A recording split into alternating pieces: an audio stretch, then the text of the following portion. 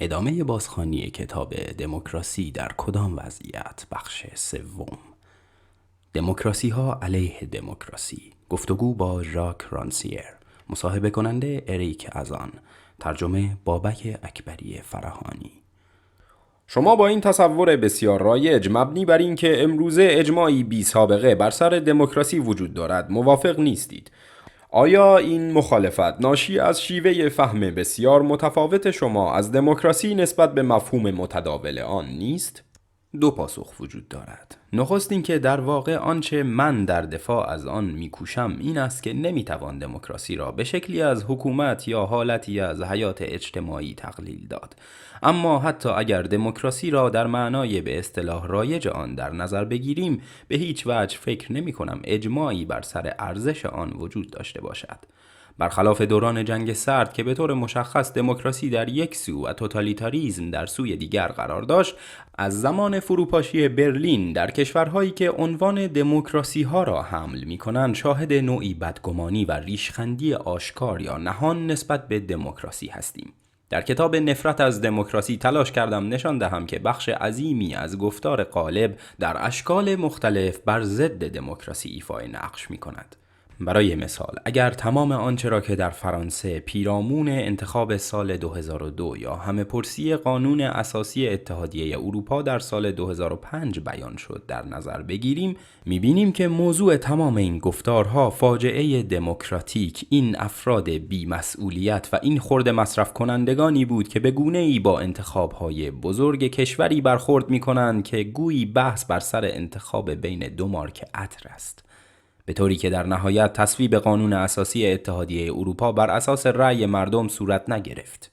به این ترتیب سوء ظن گسترده‌ای نسبت به این رأیگیری که به هر حال بخشی از تعریف رسمی دموکراسی است پدیدار شد و شاهد ظهور مجدد گفتارهای قدیمی بودیم که در خط مقدم آنها کوهن بندیت قرار داشت که به قدرت رسیدن هیتلر را نتیجه دموکراسی می‌دانست و از این قبیل گفتارها. همچنین موضع کمابیش غالبی در نزد آنان که روشنفکر نامیده میشوند ایجاد شد. دموکراسی عبارت است از حاکمیت فرد مصرف کننده تربیت شده و این یعنی مدیوکراسی، میان مایه سالاری، موازه‌ای که از راست گرفته تا منتهای چپ، از فینکلکراوت تا تیکون قابل رویت است. اما این امر موجب نمی شود که همه خود را دموکرات تعریف نکنند. به هیچ وجه. آنگاه که از دموکراسی ها به مفهوم دولتی آن سخن میگوییم، فرد دموکرات را به مثابه دشمن دموکراسی ها در نظر میگیریم. این موضوعی بود که 30 سال پیش توسط تریلاترال شرح داده شده بود. دموکراسی ها یعنی کشورهای ثروتمند در معرض تهدید دموکراسی قرار دارند، یعنی فعالیت کنترل نشده دموکرات ها، فعالیت هر آن کسی که در صدد پرداختن به امور اجتماع است. ما امروزه با امری مواجه هستیم که ریشه در خواستگاه اصلاح دموکراسی دارد. از زمان به وجود آمدن این واژه، اگر اجماعی باشد، بر سر این ایده است که دموکراسی بر امور متفاوت و متضادی دلالت می کند. این مسئله با افلاطون آغاز می شود که می گوید دموکراسی نه شکلی از حکومت، بلکه تنها کامروایی آنانی است که مایلند آنطور که می خواهند رفتار کنند. در ادامه ارسطو را داریم که میگوید دموکراسی خوب است به شرط آنکه دموکرات ها از اعمال آن منع شوند و در دوران مدرن به صورتبندی تکراری چرچیل میرسیم که بر اساس آن دموکراسی بدترین شکل حکومت است به استثنای سایر اشکال حکومت. بنابراین من فکر نمی کنم که اجماعی وجود داشته باشد مگر اجماع بر سر عدم یکپارچگی مفهوم دموکراسی.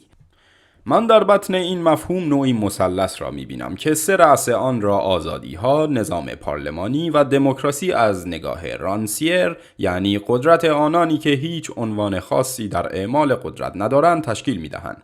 آیا واژه‌ای تا این اندازه چند معنا که چیزهایی تا این اندازه متفاوت را پوشش می‌دهد ارزش حفظ شدن دارد؟ آیا صحبت بر سر واژه‌ای فرسوده و نخنما نیست؟ چون فرسودگی واژه‌ها وجود دارد. مثلا واژه جمهوری در سال 1825 اگر کسی خود را جمهوری خواه مینامید سر از تنش جدا می‌کردند و امروزه این واژه دیگر هیچ معنایی ندارد. فکر می‌کنم خصلت مفاهیم سیاسی نه چند معنا بودن کمابیش آنها، بلکه این است که آبجکت یک مبارزه هستند. مبارزه سیاسی، مبارزه برای تصاحب واژگان نیز هست. یک رویای دیرین فلسفی وجود دارد که امروز رویای فلسفه تحلیلی است و عبارت است از تعریف دقیق معنای واژه‌ها از طریق زدودن ابهام و چند معنایی. اما من فکر می‌کنم که مبارزه بر سر واژه‌ها مبارزه مهمی است و طبیعی است که دموکراسی بر حسب زمینه موجود معناهای متفاوتی داشته باشد. برای روشنفکر فرانسوی معمولی، دموکراسی به معنای سلطه مشتری سوپرمارکت است که در مقابل تلویزیون خود میخکوب شده است. اما من از کره باز میگردم که تنها 20 سال از سقوط دیکتاتوری در آن میگذرد و در آنجا ایده یک قدرت جمعی مجزا از ماشین دولتی به معنای چیزی است که با اشکال چشمگیر تصرف خیابان توسط مردم بیان میشود. موافقم که واژه دموکراسی در محل ابداع خود یعنی غرب دچار نوعی فرسودگی شده است. اما اگر به هر آنچه که در آسیا می‌گذرد بیاندیشیم در میابیم که این واژه هنوز معنایی دارد. اگر واژه بهتری به جای دموکراسی پیدا کنیم من از آن استقبال می‌کنم. اما چه واژه‌ای؟ برابری خواهی؟ این دقیقاً به همان معنا نیست. دموکراسی برابری پیشاپیش موجود در بطن نابرابری است. کدام واژه است که مخدوش نشده باشد؟ به علاوه باید از آنچه با کنار گذاشتن یک واژه انجام می‌دهیم و از نیرویی که مسلح یا خلع سلاح می‌کنیم آگاه باشیم. مسئله برای من این است. پرسشی که برای من پیش آمد این است که آیا دموکراسی مد نظر شما که نه شکلی از حکومت و نه شکلی از جامعه است یک آرمان دست نیافتنی است؟ یا شاید یک ابزار انتقادی، نوعی سلاح جدلی؟ نه، یک آرمان نیست، چون من همواره بر اساس اصل ژاکوتیستی کار می کنم که بر مبنای آن برابری یک پیش‌فرض است و نه هدفی که باید به آن دست یافت. آنچه که من می خواهم بگویم این است که دموکراسی در معنای قدرت مردم، قدرت آنانی که هیچ عنوان خاصی در اعمال قدرت ندارند، خود اساس آن چیزی است که اندیشیدن به سیاست را ممکن می سازد. اگر قدرت را به داناترین، قویترین ها و یا ثروتمندترین ها ارجاع دهیم دیگر در حوزه سیاست نیستیم. این استدلال روسو است. قدرت قویتر نباید به مثابه یک حق توصیف شود. اگر قویتر باشد خودش را تحمیل می کند. همین و بس. مشروعیت بخشی دیگری نیاز نیست. از نظر من دموکراسی یک پیش‌فرض مبتنی بر برابری است که حتی یک اولیگارشی همچون نظام کنونی ما کمابیش باید بر اساس آن کسب مشروعیت کند. بله، دموکراسی کارکردی انتقادی دارد. زاویه برابری است که با دو ضلع ابجکتیو و سابجکتیو درون بدن سلطه جای می‌گیرد و از اینکه سیاست صرفاً به پلیس تبدیل شود جلوگیری می‌کند. شما در صفحه آخر نفرت از دموکراسی می نویسید جامعه برابر چیزی نیست جز مجموعه روابط مبتنی بر برابری که اینجا و اکنون از طریق کنش‌های تکین و ناپایدار ترسیم می شوند و این برای من مطلب دیگری از تزهایی در باب سیاست را تداعی می کند، مفهومی که بسیار به فهم شما از دموکراسی نزدیک است. سیاست به مثابه اتفاقی همواره موقتی در تاریخ شکل‌های سلطه رخ می‌دهد و یا عبارتی دیگر در پایان کتاب ناسازگاری ویژگی سیاست نادر بودن است. سیاست همواره امری محلی و تصادفی است. یک دموکراسی، یک سیاست ناپایدار، موقتی، تصادفی. آیا این تجلی‌های ناگهانی، مختصر و بدون آینده بیانگر یک نگرش بدبینانه نسبت به جنبش‌های رهایی بخش نیستند؟ من فکر نمی کنم هیچگاه از تجلی‌های مختصر و بدون آینده صحبت کرده باشم. من تاریخ را اینگونه نمی بینم که چیزهایی ناگهان ظهور کنند و سپس همه چیز دوباره دچار یک نواختی شود. در متنی که نقل کردید من فقط سعی کردم بگویم که برابری به مثابه مجموعه پراتیک هایی که حوزه آن را ترسیم می کنند وجود دارد. واقعیت برابری چیزی نیست جز خود واقعیت برابری. منظور من این نبوده که برابری تنها بر روی سنگرها وجود دارد و آنگاه که سنگرها تخریب شوند مجدداً سستی و ضعف مستولی می گردد. من یک متفکر رخداد یا تجلی نیستم، بلکه خودم را بیشتر متفکری در زمینه رهایی می دانم. رهایی به مثابه چیزی که از یک سنت برخوردار است، از تاریخی برخوردار است که تنها بر ساخته کنش‌های بزرگ و درخشان نیست، بلکه محصول جستجوهایی است برای خلق شکل‌هایی از امر مشترک که متفاوت از شکل دولتی، اجماع و شکل‌هایی از این دست می‌باشد. بیشک رخدادهایی وجود دارند که نشانگر و گشاینده پدیده‌های گذرا هستند. برای مثال 3 روز ژوئیه 1830 فضایی را گشود که بعدها در آن انجمن‌های کارگری، شورش‌های سال 1848 و کمون پاریس پدیدار شد. برابری در رهگذر این امور وجود دارد، در فعلیت خود و نه به مثابه آرمانی که به مدد یک استراتژی خوب، یک رهبری مناسب و یک دانش معتبر به آن دست یابیم. بی پرده بگویم من نمیفهمم که چرا این روی کرد بدبینانه تر از سایر روی کرد هاست. تعداد استراتژیست های بزرگ انقلابی در ایتالیا را ملاحظه کنید و اما نتیجه برلوسکونی را داریم.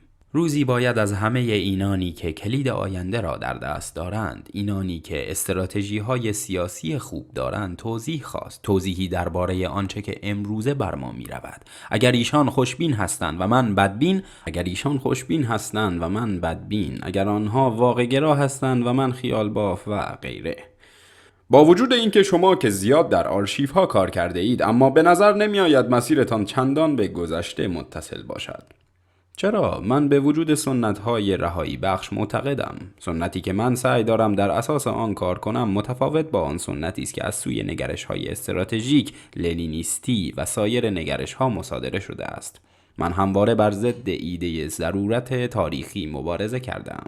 کار کردن در آرشیوها لااقل یک چیز را به من آموخت. تاریخ را آنانی می‌سازند که تنها یک زندگی دارند. این بدین معناست که تاریخ چیزی نمی‌سازد، سخنی نمی‌گوید و آنچه را که ما تاریخ می‌نامیم توسط مردمانی رقم می‌خورد که بر اساس زندگی خودشان، بر اساس تجربیات خودشان امری زمانمند را برمی‌سازند. ما حکایت سوژه‌های بزرگی همچون طبقه کارگر یا جنبش کارگری را نقل می‌کنیم، اما به راستی در واقعیت شاهد گسست‌هایی در انتقال هستیم. شاهد رشته‌های ارتباطی با گذشته هستیم که قطع می‌گردند و دوباره برساخته می‌شوند.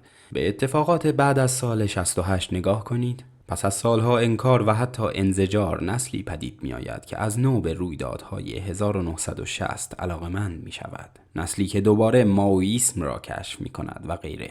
این نسل‌های جدید می‌کوشند تا به برخی واژه‌ها و برخی امیدهای پیوند خورده با این واژه‌ها معنایی دوباره دهند. معنایی دوباره در زمینه‌های متفاوت و با شکل‌های متفاوت و تصادفی انتقال. پانوشت‌ها. آلن فینکلکرود، نویسنده، فیلسوف و رساله نویس راستگرا و اولترا محافظه‌کار فرانسوی که اساس کارش را مفاهیمی همچون هویت، ایده انتقال، میراث و غیره تشکیل می‌دهند. تیکون عنوان مجله فلسفی فرانسوی با گرایش چپ رادیکال است که در سال 1991 با هدف بازآفرینی شرایط جامعه‌ای دیگر تأسیس شد. ژولیان کوپا، فیلسوف جوان فرانسوی و یکی از بنیانگذاران و گردانندگان این مجله، در سال 2008 به همراه 8 نفر دیگر توسط بریگاد مبارزه با تروریسم دستگیر شد. این یکی از مفتضح‌ترین اتفاقات دوران ریاست جمهوری نیکولا سارکوزی در فرانسه بود که واکنش‌های بسیاری را برانگیخت. کمیسیون تریلاترال یک سازمان خصوصی است که در سال 1973 توسط گردانندگان اصلی گروه بیلدربرگ و شورای روابط خارجی از جمله دیوید راکفلر، هنری کاسینجر و زیگنیو برژینسکی تأسیس شد. در این سازمان 300 الی 400 نفر از بازرگانان، سیاستمداران و روشنفکران اروپای غربی، آمریکای شمالی و آسیا اقیانوسیه با هدف ایجاد و ارتقای یک همکاری سیاسی و اقتصادی میان 3 منطقه مذکور فعالیت می‌کنند.